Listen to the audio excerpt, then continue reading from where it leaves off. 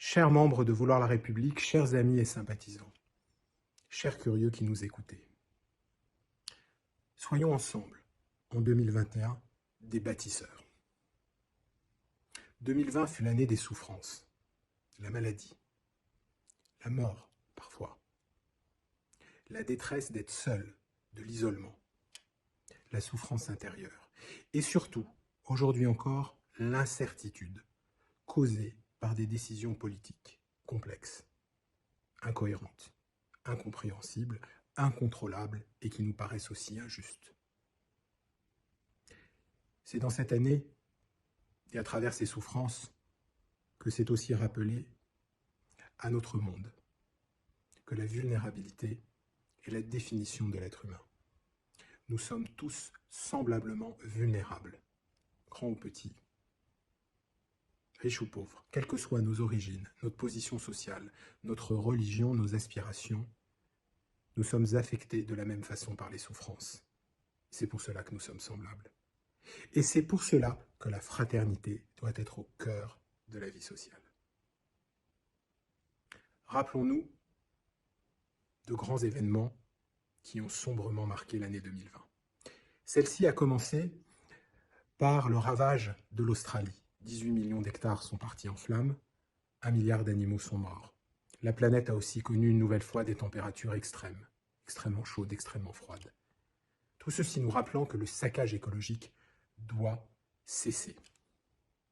L'année 2020 a été également marquée par des tensions géopolitiques fortes en Iran, en Irak, en Syrie.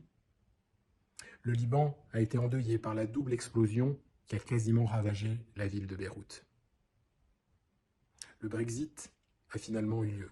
Ce n'est pas une bonne chose pour l'Europe, mais je crois que cela peut aussi être une piqûre de rappel pour les dirigeants qui avaient oublié que les peuples qui veulent faire l'Europe ne veulent pas la voir se défaire sous l'emprise de politiques technocratiques, néolibérales, qui tarissent nos espérances. 2020 aura été également l'année où le terrorisme a frappé, une nouvelle fois, le terrorisme islamiste, en Asie, en Afrique et en France, pour détruire la République. La laïcité n'est pas négociable. L'année 2020 a aussi été celle où des régimes politiques douteux ont été reconduits dans des conditions douteuses dans des pays sous-développés, mais se sont également maintenus dans des pays qui sont parmi les plus avancés de la planète. Des personnages plus autoritaires que d'autorités aux méthodes contestables et même inacceptables ont tenté de se maintenir au pouvoir. Mais Dieu merci, la grande démocratie américaine sera bientôt libérée de Donald Trump.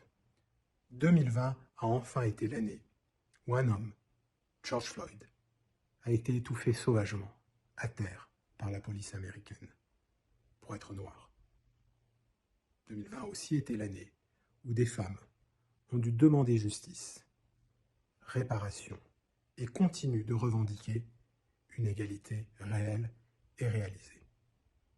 Ce que je viens de vous dire peut paraître sombre. Oui, ce que je viens de vous dire est sombre. Car nous sommes dans un de ces moments tragiques de l'histoire où la responsabilité individuelle et l'engagement collectif, où notre vigilance sont indispensables pour échapper au tragique. Il y a aujourd'hui un spectacle politique confus, violent, extrême, souvent même vulgaire, qui nous lasse, qui nous exaspère, que nous ne pouvons plus tolérer. Si nous laissons faire, la grande pauvreté continuera de progresser. La précarité des jeunes s'installera davantage. Les empires digitaux, qui nous ont donné des outils d'expression extraordinaires pour libérer le citoyen, deviendront de plus en plus des moyens de contrôle des aspirations du peuple. La liberté et la démocratie continueront de reculer. Vouloir la République est au travail. Nous sommes des bâtisseurs. À la fin du premier trimestre, nous publierons notre projet politique pour la France. Nous animons toutes les semaines des réunions et des débats. Nous développons notre présence sur les réseaux sociaux. Nous avons commencé à sensibiliser les médias à notre travail. J'ai commencé un tour de France qui a malheureusement été interrompu par les restrictions liées à la pandémie, mais le grand inventaire national reprendra dès que possible.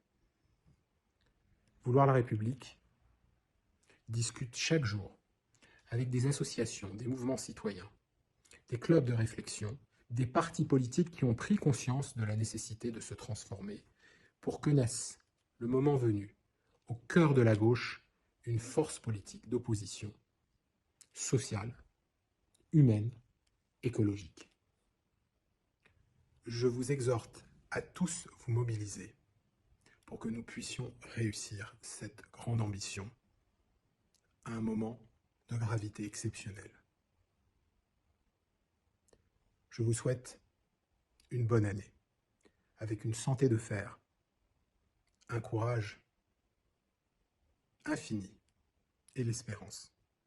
Vive la liberté, vive l'égalité, vive la fraternité, vive la République et vive les Français.